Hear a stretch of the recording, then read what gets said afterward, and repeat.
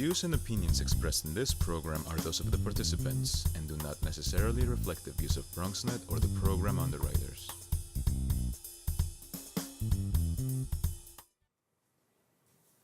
And good morning, everybody, and welcome to Open, the one and only show that opens up the Bronx and the world to you. I'm your host, the Dr. Bob Lee from 107.5 WBLS, and we got a fantastic show lined up for you today. Coming up on today's show, it's Bronx Week, and everybody's celebrating. We'll sit down with a veteran journalist, yes, an award winner, a Bronx Night also, for a look at his new book and his work that has gotten him recognized by our borough president, Ruben Diaz Jr. Plus, a new care center has opened up in the Bronx, and we'll take a look inside and learn about programs they have providing. And for the moms out there, well, Mother's Day is every day, you know that. Mother's Day might be over, but we'll find out about an event this weekend, keeping the celebration going. And then we'll sit down with an organization working to promote positive living and personal recovery. And after that, we'll discover a moment working to send the message that beauty has no barriers.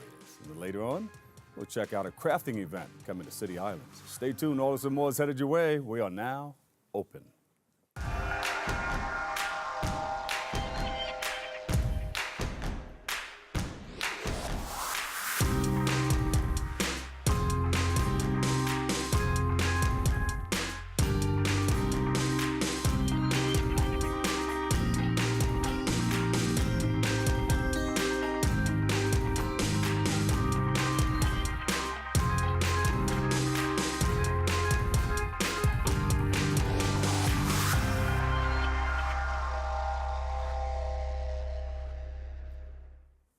Hello, everybody. I'm your host, Dr. Bob Lee, and you're watching Open, the only live interactive program that brings the Bronx and New York City straight to your TV set. Stay connected to us through social media at BronxNet TV. We begin this morning's show on a somber note. It's with great sadness that we share the passing of Beatrice Castiglia-Catullo, founder of Rain Total Care. Beatrice spent her time through her final days working to give back. Let's take a look at her life, and we should receive the key to the borough President's Award during Bronx Week 2016.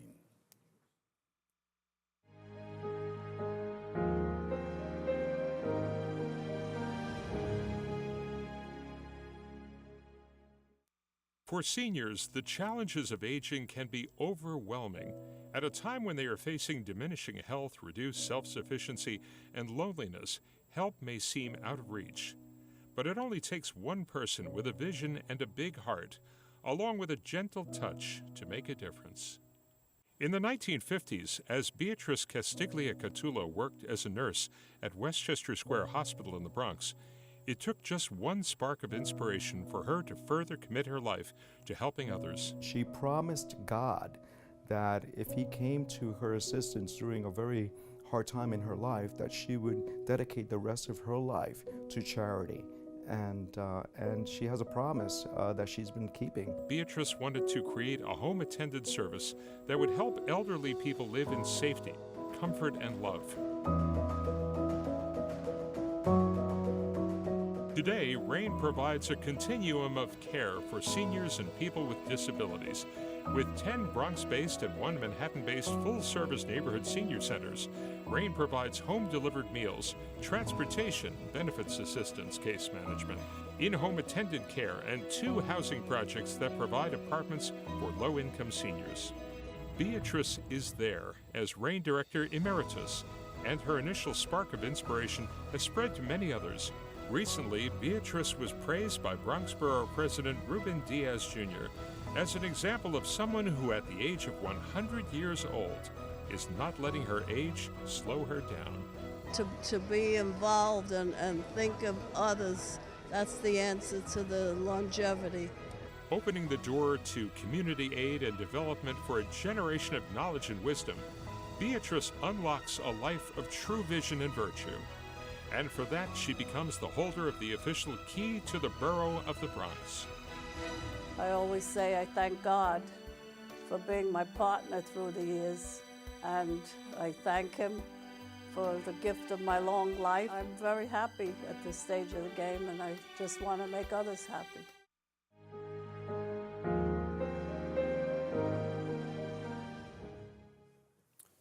Beatrice Castiglio Catullo, founder of Rain Total Care. She passes away at 101.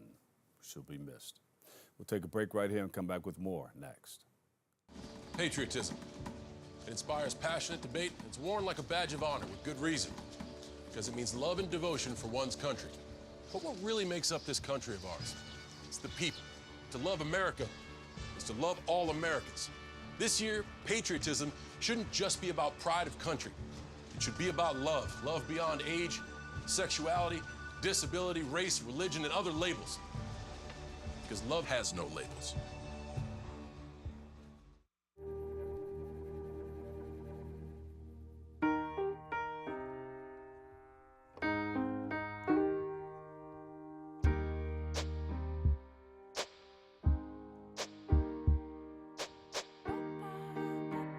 And I can't change, even if I try, even if I wanted to. My love, she keeps me warm. She keeps me warm. She keeps me warm. She keeps me warm. She keeps me warm. She keeps me warm. We are neighbors and best friends. I love my sister. My heart doesn't see race. Love is love. Our family is no less than any other family. Love is kind. Love is patient. And welcome back. Our first guest is an award-winning broadcaster, an author, and a Bronx native. Bronx Walk of Fame, Hall of Fame inductee, who was recently recognized by the borough president, Ruben Diaz Jr. We are pleased to welcome Marvin Scott to the show. We've been watching you for some time now. I've been hanging out there for a long time. It was really good to see you. Nice to Bob. meet you, too. It's good to be back in the Bronx. You have this fantastic book here. I saw it all. I have. I saw it. I'm going to say all, because you've been there. I've seen a lot over the past 50 years, but it all started right here in the Bronx. Yeah. I was a kid at 14, and one night I'm doing my homework, and I'm watching the old Steve Allen show. At the same time, suddenly I hear sirens racing by, and I look out the window, and night turned to day, and there was this fire consuming an entire building. I had a passion for photography, was my hobby. Yeah. I grabbed my camera, raced down. If people didn't hear the fire engines coming, they knew something was happening because they heard me running down the steps from the 4th floor. I wound up there just as the fire engines were arriving. I took this one photograph of this building where flames gushing out of about 8 windows. Wow. And back then, the Daily News was New York's picture newspaper. Yes. And they encouraged you, the way we do in television today, you have something, bring it in. All right, so I called them and said, okay, kid, bring your film down. But you're speaking like you're talking on radio, too, because you have to paint a picture. It's the theater of the mind. But I didn't talk that way back then. My voice was a little higher. It was. Yeah, it was. So I brought it down there, and immediately they gave me $2. Yeah. That was a messenger fee. Then they took the film, and the next day, there it was, the centerfold of the Daily News. And a few days after that, I got a check for $25. Whoa. But the best part of it was, when I returned from the fire, all my neighbors were gathered on the corner of Mount Eden Avenue and Townsend, and they all wanted to know what happened. And here this 14-year-old kid was there, so I told them what happened. You could say that was my very first newscast, right on the corner. First newscast, right there. But that's how it began. I got so excited about it, just being there and telling a story. And I've been telling, I think, as I say in the book, I've been telling about 15,000 stories ever since. And is that story in this book? I talk about that in my introduction. Yeah. Yeah, I do. I talk about growing up in the Bronx and what it meant being here. And I see the foreword is by Dan Rather. Dan was super, and I dealt with Dan many years ago. I was president of the Television Radio Working Press Association. I had Dan as the head of our Freedom of Information Committee. And I got to know him rather well and always had great admiration and respect for him. And I reached out to him and asked him to do the foreword. He knocked my socks off when I saw what he wrote. He was so wonderful, and I'm so appreciative. Yes. He's a good guy. Like you. Oh, thank you. Yeah. So, as I saw it, what stands out in your mind? How many hours do we have? We need a whole show for it. Well, we need a series for it. Oh, there are so many. It's the people I met, the places I've been, I've seen the world. I've seen the unfolding of so much history over the years. I'm often asked what interview stands out foremost in my mind. And I would say with Dr. Martin Luther King. I met him back in 1966 in Mississippi. Yes. It was James Meredith, who broke the color barrier at the University of Mississippi, was leading a march against fear. And a sniper shot him, wounded him. The rest of the leaders in the civil rights movement, including Dr. King, said they were going to continue the march. And that's where I joined them. I was working for the Mutual Radio Network at the time. And during the march, we had made a stop one afternoon. It was broiling hot, 90s in Mississippi. And I had gone across the road to a motel to file a report for radio. Wow. When I walked out, went to the vending machine, picked up 2 Cokes, one nice and cold I put in my pocket, and the other I was drinking as I crossed the road. There I saw Dr. King sitting on the mound on the corner, a mound of dirt. And I had met him earlier. And I asked, Dr. King, may I join you? Certainly. I sat down and we chatted for about maybe 8-10 minutes. And I reached in my pocket, Dr. King, would you like a Coke? I offered him a Coca-Cola. Yeah. So I could say I offered Dr. Martin Luther King a Coca-Cola. Yeah. And we sat there and we got chatted. A Coke and a smile. And a smile. He was so gracious. You know something? Yeah. You look at people, you look at us on television, you get a different vision. We're taller, we're shorter, we're wider, whatever. Dr. King, he was 5 feet 5 inches tall. Yeah. But he was so much taller in stature, I have to tell you. Wow. And we chatted for a few moments, and he was talking about his vision for the future. Basically what he had said in that speech in Washington is someday we would judge a person not by the color of their skin, but by the content of their character. And I knew that he had many threats on his life. And I asked him at one point, Dr. King, why do you do this? Why do you put your life on the line? Yeah. And a pregnant pause, and twice he said, for the children, for the children. And when you look at it so many years later, it's the children who have benefited by all that he had done in the 50s and the 60s and the struggles through the South. Yeah. That was an eye-opening experience. And he'll stand out as the most memorable interview I've ever done. Wow. So many stories in the book, I tell you. Yeah, I know. We can sit and talk to you forever. Yeah, as I said, how many hours? We'll do it again. So you're honored by the Bronx Borough President, Ruben Diaz Jr. How does that feel, coming back to the Bronx? You're was, a Bronx kid. You know, there are so many memories growing up in the Bronx. Those were the innocent years. The memories of where I lived in the Mount Eden section. The building was, they weren't neighbors. It was like family. We would share different recipes. I remember my mom, and back in those early days of television, I think we had a 10-inch screen and a magnifier. Wow. It made it 12 inches, projection TV. And my dad had a TV, and we were one of the first in the building to have a television set. Yeah. So all the neighbors came in. Monday night was Molly Goldberg. Tuesday night was Milton Berle. I think Friday night was wrestling. So we always had people in the house, and it wasn't Selma, the next door neighbor. This was Aunt Selma. This was Aunt Etta. This was, but those were the days. It was really wonderful. I often think of it when they ask me my memories of the Bronx. I talk about the scent of the Bronx. Where I lived, there was a building, and they had some retail stores on the ground level. Yeah. And I'll remember, I still to this day, I can scent the pastrami, the corned beef, the sauerkraut, wafting through the building from Moscov's Delicatessen on Mount Eden Avenue. And if it wasn't that, it was the sour pickles from Jack's Appetizing Store. And they had the barrels there. Oh, my God. And there was the sound that was indigenous of the Bronx. I remember High Cash Clothes. This guy would come around once a week, and you'd hear him walking through the streets like a serenade. Yeah. High Cash Clothes. He was buying they old sell clothing. Everything from the streets, yeah. And then if it wasn't that, it was the cry of, Seltzer Man. He'd come out with his weekly delivery of gaseous water with, those folks who go back to the Bronx can't forget the You Bet chocolate syrup. Yeah, there you go. They even sharpened your knives, and they brought the milkman came over. The scent. Milkman. The scent and sounds of the Bronx. Those are such good memories. And how'd we communicate?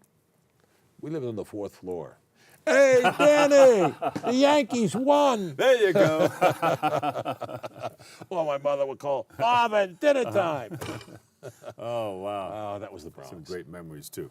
So this book is on sale now. Where can we pick it up? Amazon.com, Barnes & Noble. What I have in here is a composite of 26 of the 15,000 stories I figure I've covered, and a dozen of the more memorable interviews. Got Jerry Lewis in there. I have Elie Wiesel in there. I have Sophia Loren in there. I talk about all of that.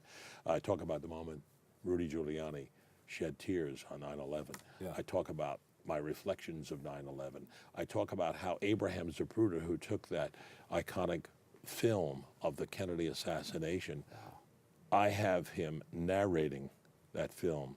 It came from an interview I did with him many years ago, and that is now in the 6th floor museum at Dealey Plaza, part of the permanent archives of the assassination. So many memories, and I have to sign it here. Oh, thank you so much. Okay, so we can pick this up at Amazon, right? Amazon.com. It's got it, sure. Give a big round of applause, everybody. Emmy Award-winning journalist Marvin Scott. Yes, indeed. Thank you. As I saw it, a reporter's intrepid journey. It has been intrepid. Yeah. Thank you. And the forward is by Dan Rather. Thank you so much. What's next for you? You've done so much. You've done it all. My next goal, I said to you earlier, my passion is photography. And I have a collection. I've amassed a collection of photographs from around the world. And I'm hoping sometime this fall to have a major photo exhibit in the gallery down in Chelsea. Yeah. So that's my next goal. Put one back in the Daily News? Including the one in the Daily first News. one when you were 14. That raging fire. Yeah. Call it the fire that ignited the career.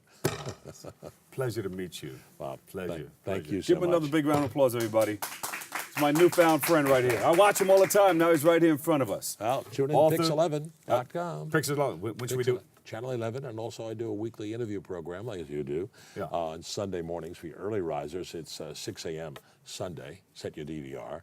Or get on Facebook.com/Pix11News at 11 a.m. And I do a different interview each week. All right. TV personality, Bronxite Marvin Scott. He's an author. Look, Thank you. Brand new book. Thank you so much. Thank you. Thank you. All right, we have to take a quick break, but stay tuned. We'll be right back with more Open next.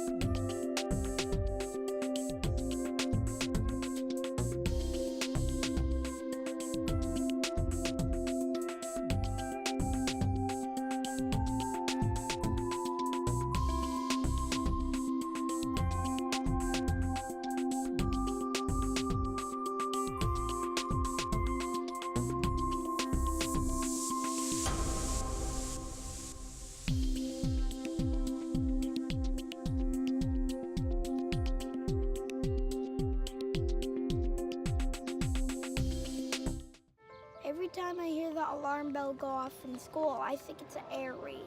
A lot of houses in our neighborhood have been destroyed. I like to close my ears and sing songs whenever the bombs come close. I'm worried our new neighbors won't like us. But I know it's all gonna be worth it. I just want my family to be safe. But these are not my words. These are not my words. These are not my words.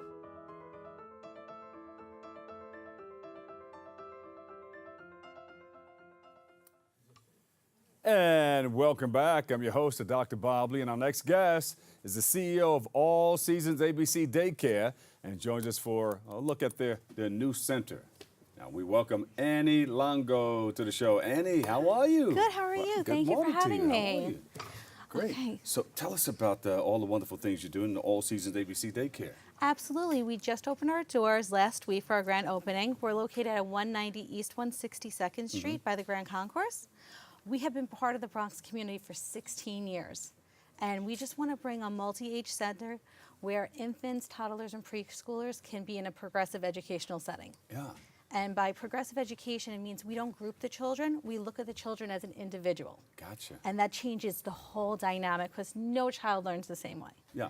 So when we look at a child, we have to see audio, and see if it's a visual, and we try to put the curriculum for each child in the classroom. So they don't necessarily have to be all the same age. They're the same age, but even if you're the same age, you learn a different way and you learn a different method. Gotcha. A child born in January is not on the same level as a child born in September. Sure. So we have to account for all that, and that's what we do by having the smaller ratios.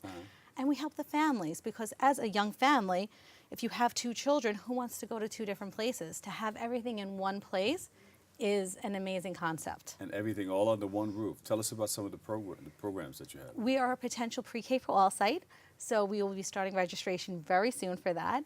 And other things that we offer are early learn. We offer early intervention.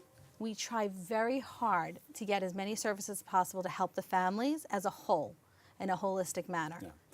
And how do you get them ready for K? We get them ready by turning around and allowing them to be children. We take away the computers, which not a lot of people like that idea, but we go back to the basics, where children have to learn through their 5 senses. And they actually have to learn by socialization. And in the classroom, you're enmeshed in sand, you're enmeshed in painting. It's not about being in front of a system and hitting the right button. You could do that at any time. This is about actually knowing what cherry is by tasting it, painting with it, feeling it. It's just an amazing Tasting, concept. touching, Exactly, feeling, the smelling, old ways, and that's what I like. listening. Yes. Yes, The and old-fashioned way. kind of like it better than I like. I tell you, you walk around and you see kids with these iPads. These pads are I bigger know, than them. isn't that the worst? I'm sorry, I don't believe in that. I believe that children should not be exposed to cell phones or iPads under 5. I think children should be learning vocabulary, and the only way they're going to learn vocabulary is by speaking with each other. And in our classrooms, our teachers are geared towards really working on getting the children to build vocabulary, become the discoverer, become the explorer, the chef, the entrepreneur. They're anywhere they want to be in that room, and that's by having a center base and focusing on being in the centers with the children. Well, we continue to praise and bless our teachers. Yes, they're that's very the special hardest people. job. Yeah, It really is. So you have a number of locations. Yes, we have 2 other centers, 1701 Near Eid, which has been open for 16 years, and 700 Rosewood, which has been open for 5.5 years. And then the grand opening. Da-da-da-da. Yes. Here we go. We're very, very excited about that, especially down there. We're the only infant toddler center that's in a center base within a 12-block radius, which for families in that community to have to travel 12 blocks to find a center-based daycare, we needed to provide that for the community. Yeah. And it's tough taking care of infants and toddlers, Yes. They have their own mind. They're going all over the place. It's It like is, the terrible twos, but you guys know how to do it. I actually like the 2s better than the 1s. Oh, yeah. The one actually, they learned the thing no, and they got that. The 2s, they get a little more conversation with. But the most important thing is that they're in a center where they can be a child, and they have so many things to be with in so many different centers. Obviously, you have a love for children. How did you get involved in it? I started out with social work, and then I moved over into teaching because there's so much to do with children when they're younger, before they're tainted by all bad experiences. This is the time we have to be with the children. This is their journey. This is their platform. If you get them a positive platform, they will excel anywhere. Yeah. So Right. that was. So you take them from, you get them ready for K. What happens? Yes. Do you have facilities for K or after K? No, we cut off after K. We let the DOE pick that up. So we focus on infant toddlers and preschool, and by having the children in from the infants, it's a less of a transition for them because they're in the centers and they grow within the centers. And they also turn around. They build confidence by building relationships and routines. The families also build communities because they get to know other families in there. They build with the teachers, and we try to get resources for our families as well. Yeah. Now, how do you get resources? From parents or from organizations? Or We from get the government? resources from everywhere. Everywhere. If you have any resources, let me know. But we do resources I have a everywhere. friend. Yes. Say hello to my little friend. You can ask for resources. Any Ready? type of On the count of three. resources. 1, 2, 3, go. Any type of resources we welcome, but we actually get it for early intervention to help children that might need any special needs. Families who have crisis with housing or food, we'd love to have resources to help our other families. And we also get it from the parents. The parents are a great resource because they tell us what works for them and where they go for services, and that's a great thing. Beautiful. Yeah. Excellent. Well, thank you for coming. No and you come back and problem. share more. Absolutely. And congratulations with the grand opening. Thank Yeah. you. All right. It was very nice to meet you. Now, who's coming down for the grand opening? We actually had just an internal grand opening, but we are going to have a big grand opening once we're finalized with pre-K for all. And then we'll definitely invite you and come down. Yes. Are you on the web? Yes. Where do we go? All Seasons Daycare at Bronx.com. All Seasons Daycare, Bronx. Bronx.com. Yes, we make it very simple and easy to find us. Oh, there you go. Annie Longo, CEO, All Seasons ABC Daycare. Thank you so much. Have and a come great back day. again, will Absolutely. you? You're always invited. Oh, thank you. We'll take a quick break right here, but stay tuned. We'll come back with more Open next.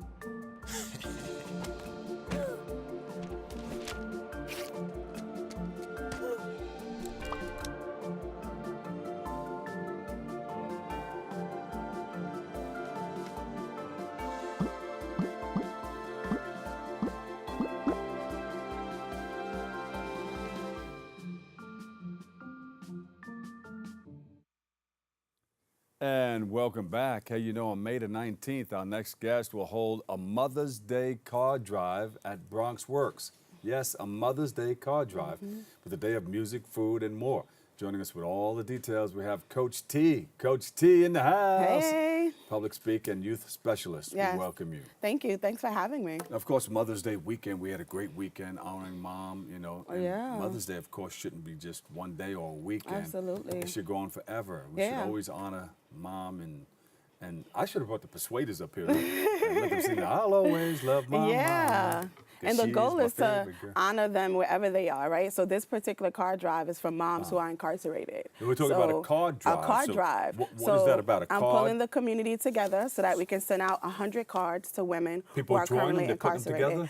People are making cards. We have some cards already stamped. It's produced by the Just Right Community Project, which is a project I created years ago. I've always stayed connected to friends and family who were incarcerated. And we do these gatherings quarterly. And this one is just for the moms who are incarcerated because they're important too and they matter. Yeah, yeah. And this is not only Rikers Island over at Rosie's house. You ever been to Rosie's house? I have, actually. Yeah. I've been everywhere. I actually been working with nonprofits since I was 16 years old, and I've worked with a lot of organizations who work directly in prisons. But this is actually about humans taking responsibility and recognizing that these are our loved ones who are incarcerated. The pregnant women in jail now. The things happen. And they need to be taken care of also. Absolutely, but not only that, like we have children here walking around in our communities, in our schools, and our daycares who are impacted by incarceration. They have moms incarcerated. So the better we support their whole family, the better our young people would be. Get them ready to come back. Yeah, exactly, right? If that's the goal for them to re-enter the community, why not show them a little bit of support? Yeah. This is not a political event. It's actually an invitation for community members to get involved. How did you come up with this? You know, I'm a grassroots community organizer. I grew up in the Bronx. I've always stayed connected with community members who are incarcerated. And I'm doing it because it's important and it's our responsibility. Yeah. It seems like you're a coach. Coach T. How did you get the name, Coach T? Well, I'm a nonprofit coach. So I support nonprofits with sustaining, and I support them with training. So my young people, they just call me Coach T because I support them with getting in the game and staying on the court. Yeah, when you step in the room, they say, kaboom, kaboom, Coach T's in the house. I'm saying. I invite you to get in the house with me at some point. Just Right Community Project? Just Right Community Project. Talk about it. So we're centered around sending love and messages to individuals who are incarcerated, children, adults. We send cards, but it's not just about writing. After we write, we have an open mic session. People do their art, people share words and inspiration, and the community receives resources. So it's really not an event, it's a movement.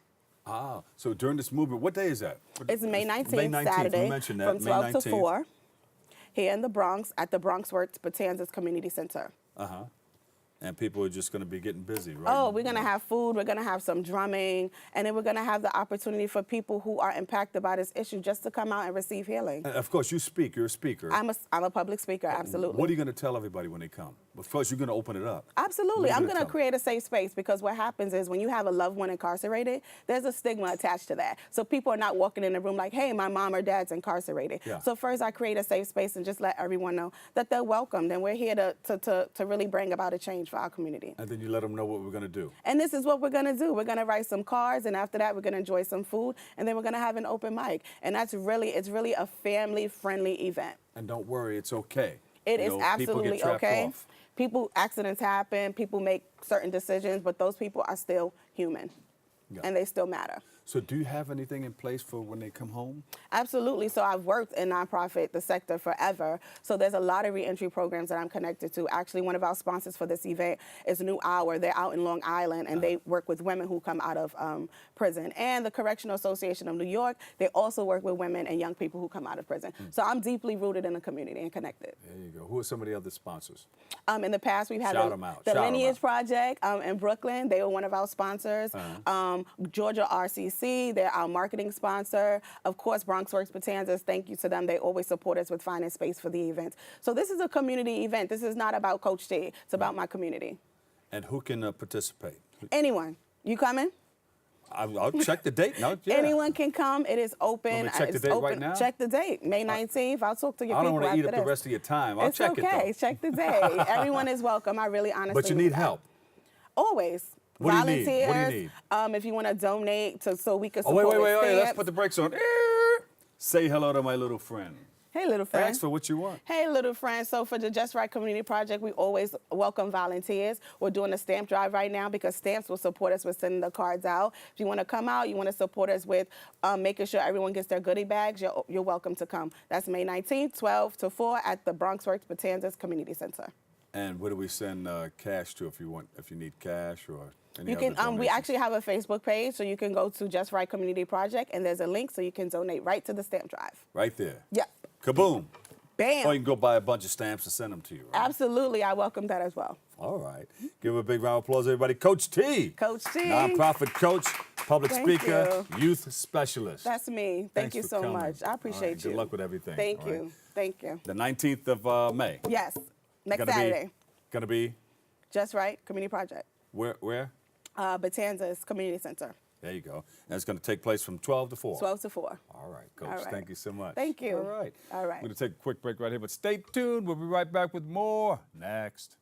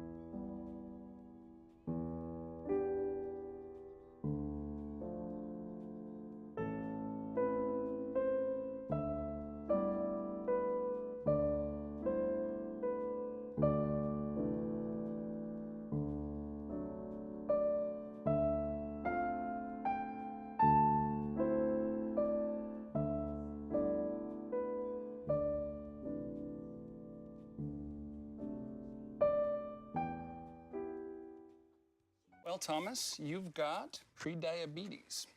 But with more exercise and a change in diet, it can be reversed. I've tried exercising.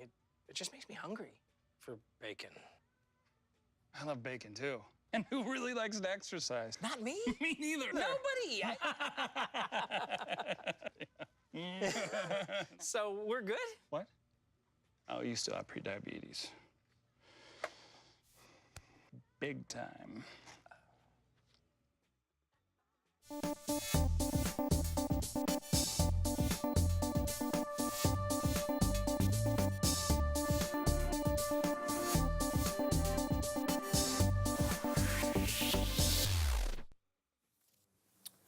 And welcome back. Our next guest is the director of the Miss Full Figured USA New York pageant and joins us for their look at their work and their events. They got a lot going on. We welcome Tonya Giddens. She's no stranger to the show.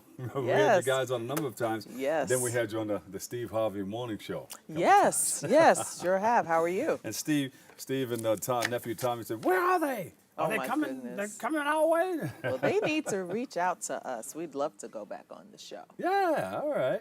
Well, let's do this show first. Okay. We welcome you.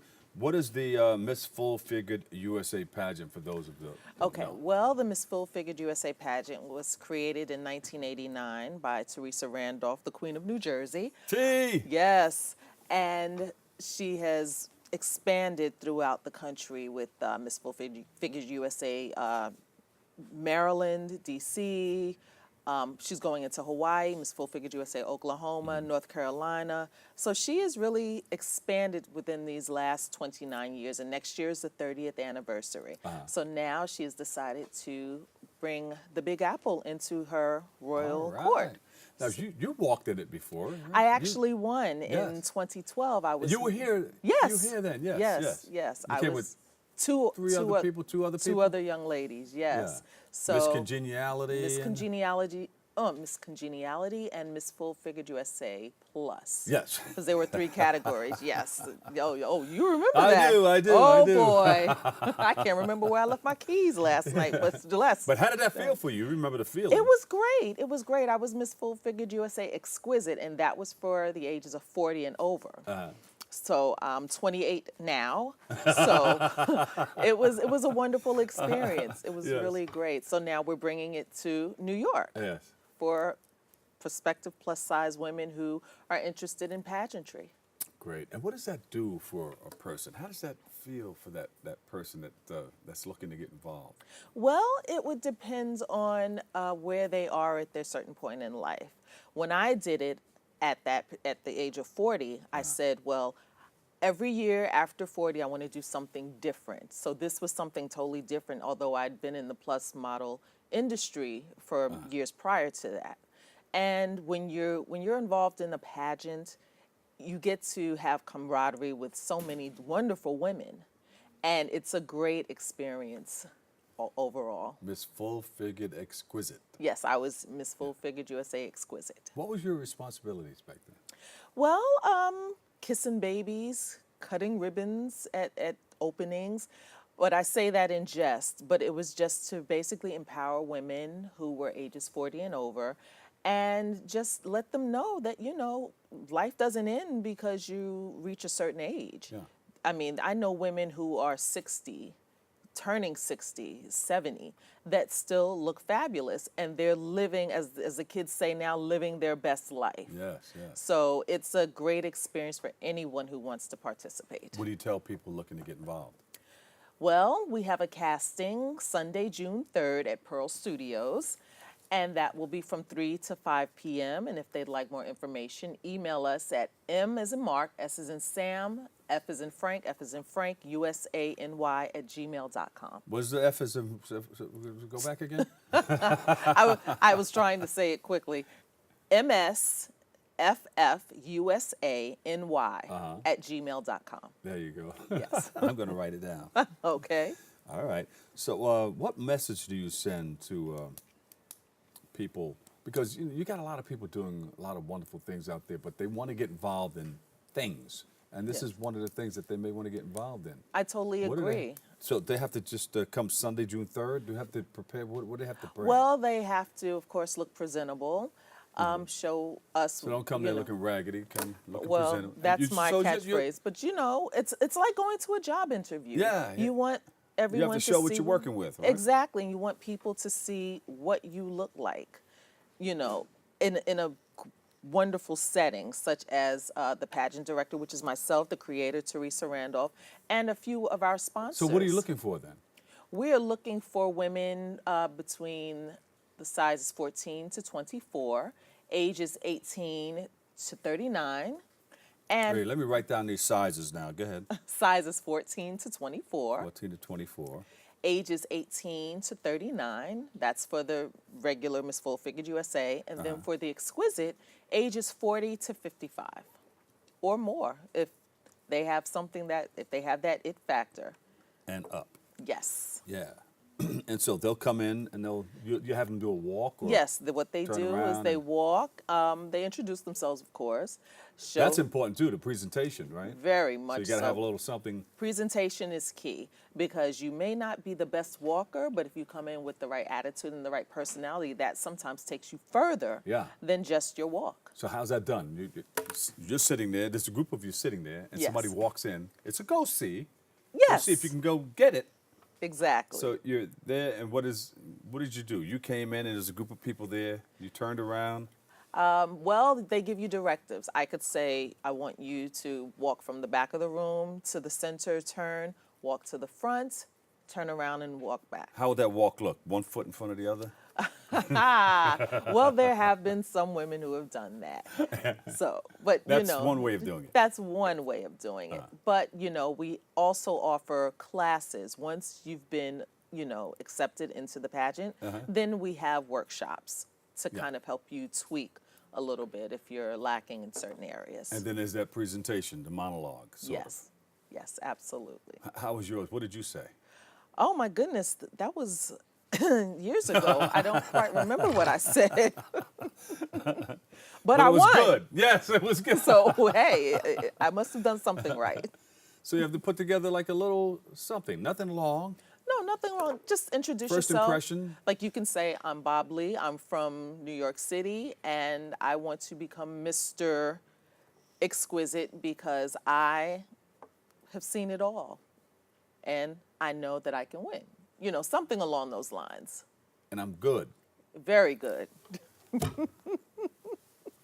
Very good, yes. You're good. I'll leave it right there. There you go. Leave it right there. But you have to feel confident about yourself, of course. Absolutely. Yeah. Confidence is key. Confidence is key. All right. How are you redefining the fashion industry?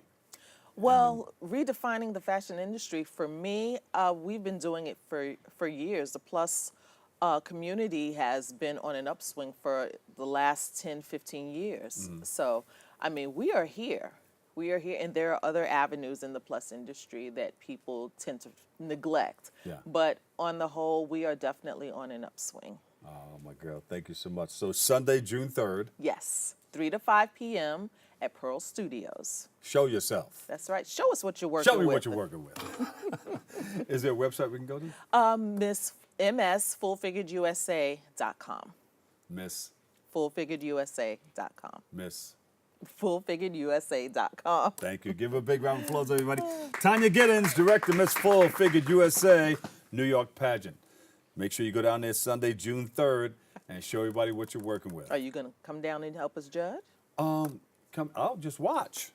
I'll be in the corner just laying like this. I'm sure you would. We'll take a quick break, but stay tuned. We'll be right back with more Open. We'll be full and figured. You figured.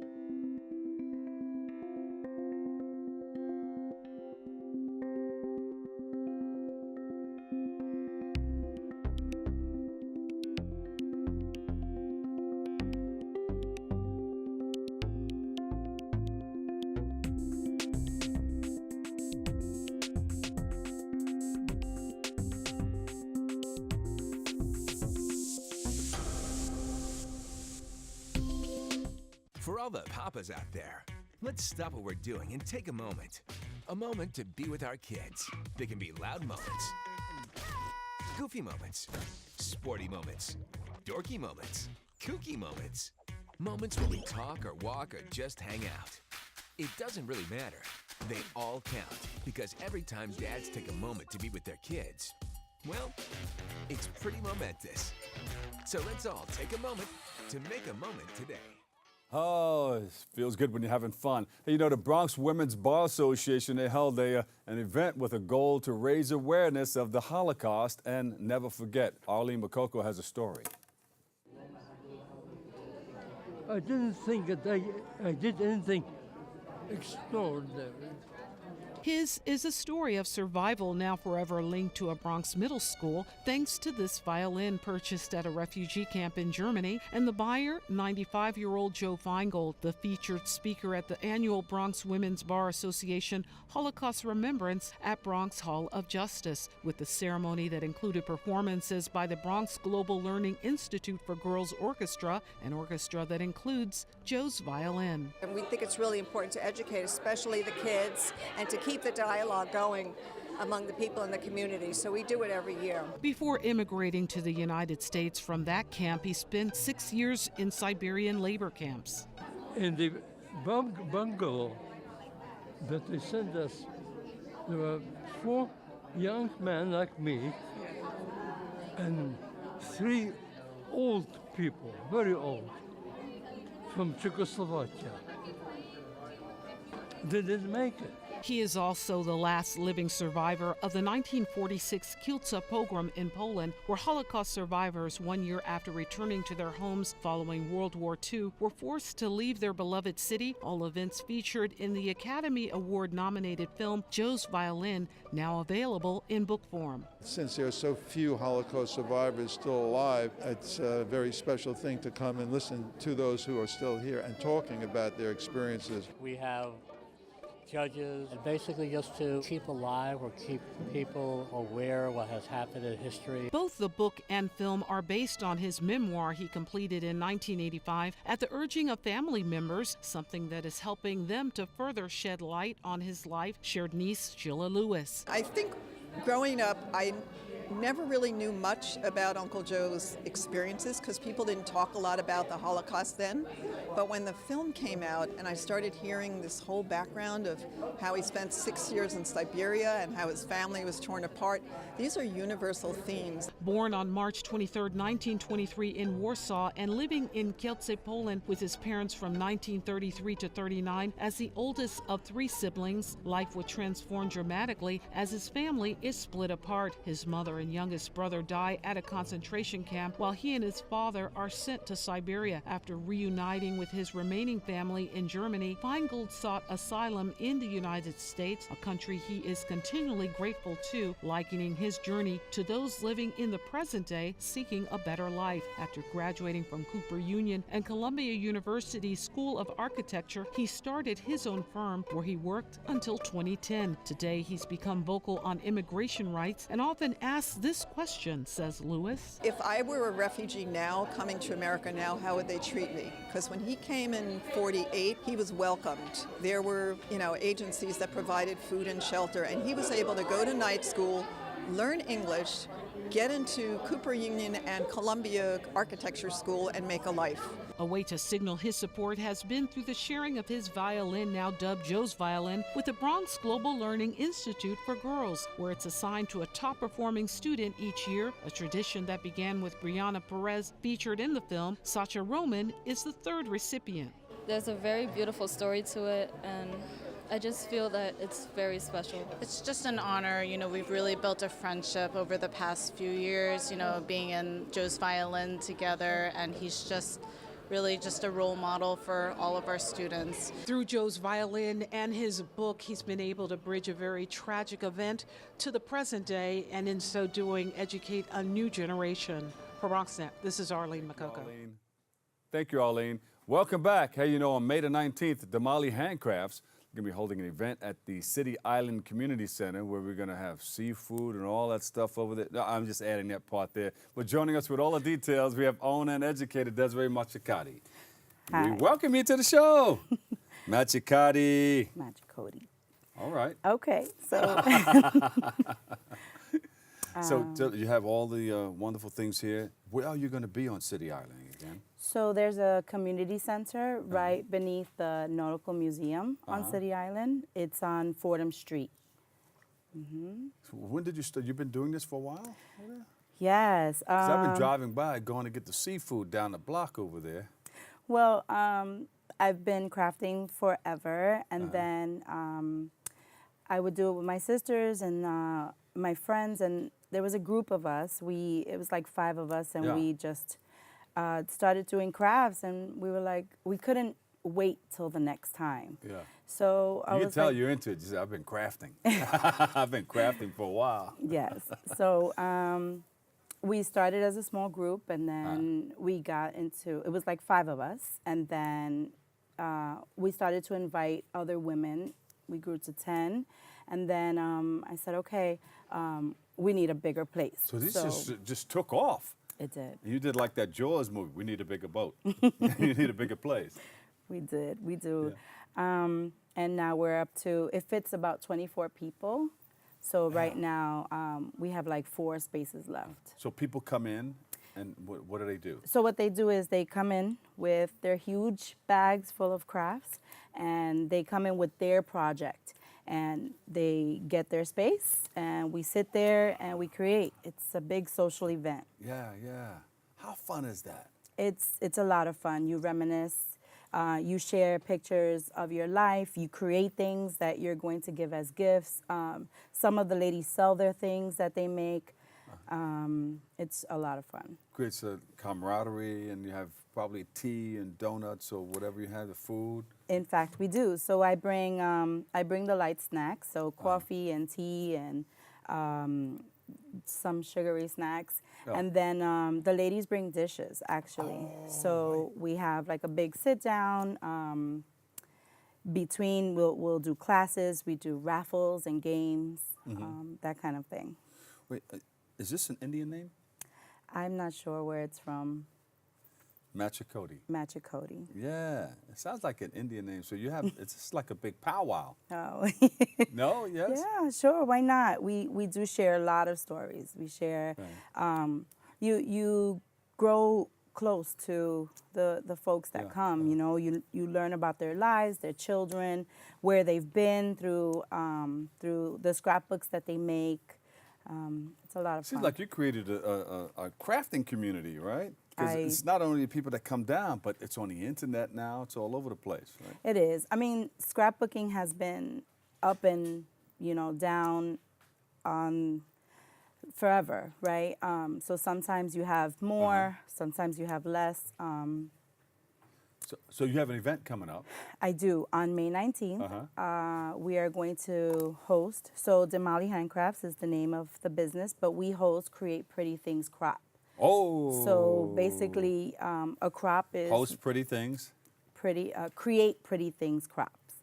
So we invite folks to come. They buy their space, and we have raffles and music, challenges, classes, food.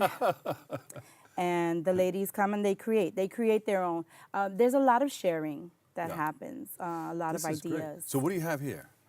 So here I have some examples of the scrapbooks. So I also teach the classes. So I teach folks how to do scrapbook layouts, how to make different kinds of cards, how to distress, how to play with dolls again. It's amazing because we're all adults. Adults still collect. They do collect dolls and play with dolls. This is our adult time, and we create beautiful works of art. That's nice. Look at you. We do mixed media. Mixed media is very, very, very popular. We have some pictures too. Want to bring up some pictures? Let's see what we have there. You can explain these. Okay. What's that right there? That one. That's one of the Oh, booths. so those are all of the prizes. So the ladies earn tickets. It's mostly ladies. So it's not that we'd exclude. Those are some of the cards that you see all of the stuff around. That's a card that that was made. That was one of the classes, which I just showed here. Yeah. So and that was actually one of the free giveaways. So we do give away a little treat for everyone to do. That was another class. So the last one was a Disney theme. So people dressed up with their Disney ears. I had their Disney shirts. We had the place decorated with Disney. This theme is going to be butterflies and flowers, my favorite. And yeah, we have. So if people want to get involved, what do they have to do? They don't have to be into crafting, but they can come there and learn and buy, right? Right. They can come and purchase. We have a lot of people come. So the ladies will bring some of their crafts that they have that they no longer want, and they'll like have them for sale. I also teach how to use the crafts that you do have. So we're at. You can find us at www.demalihandcrafts.com. They could actually go on there and purchase their seat. There you go. Thank you so much. What's the website again? www.demalihandcrafts.com. Desiree Machicote, owner and educator of Demali Handcrafts. Did I say the last name right? Machicote. Machicote. I'm just changing everything on the end of that. All right. Desiree Machicote. Machicote. Machicote. All right. Desiree Machicote. Thank you. We'll take a quick break right here, but stay tuned. We'll be right back. Thank you so much. So, I'm kind of new here, but I've noticed a trend. My human does this funny thing where she goes around and gets all my toys, and then she hides them in that basket by the door. You know, but it's always the same basket, and it's always in the same place. And then she acts so surprised when I find them, but, you know, she's putting them in the same basket. Again. It's like, hello? That's where you put it last time. You were the worst at hide and go seek.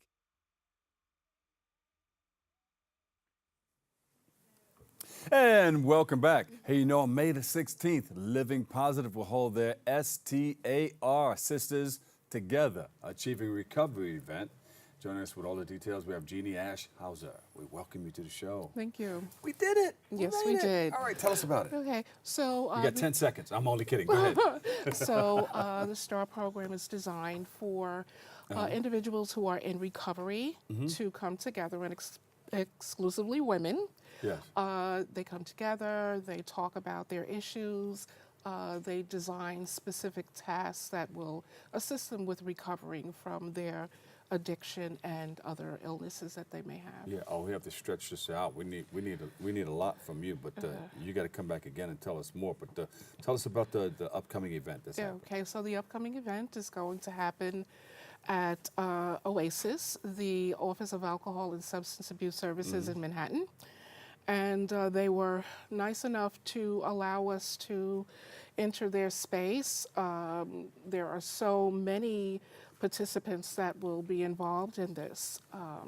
It came about by way of Celine Barbinis, who was our director, and she put it together so that the women can come from all What's over. going to be going on? What's going to be happening? Okay, they're going to be designing different types of programs that are exclusively for them, so that they can maintain recovery. And the purpose of the event? And the purpose of the event is to allow women to come together and be friends, be companions, and know that they have assistance with whatever it is that they need. This event is very important. This event is extremely important, and it's extremely important because women need to know that they have help. And where do we go for more? We are going for more after we're finished with this event. This is actually the last event for this month. However, we will be providing more services for women. But is there a website? Yes, there is a website. It's lpositive.org. All right, thank you so much. Guest, Jeanie, Ashe, Hauser, Living Positive. We got to get you on for more, but we caught you on the back end of this. But we wanted to say hello to you and get some of that out there. And thank you so much. You got to come back again. Will do. All right. Thank you very much. We want to thank all of our guests and you, our viewer, for tuning in and checking it all out. If you missed any part of today's show, well, you can tune into the recablecast of Open at 5 and 10 p.m. or you can watch anytime on the web at BronxNet.org. Or you can catch an all-new episode with our host Darren Jaime with some of the best. Darren hooks you up. Always remember this: what you are is God's gift to you, and what you make of yourself is your gift to God. To choose your choice and let your choice control the chooser. Of the Dr. Bob Lee. For all of us here at BronxNet, have a great and enjoyable day, and I'll see you on the radio, 107.5 WBLS tonight after the Quiet Storm. Love you all. Peace.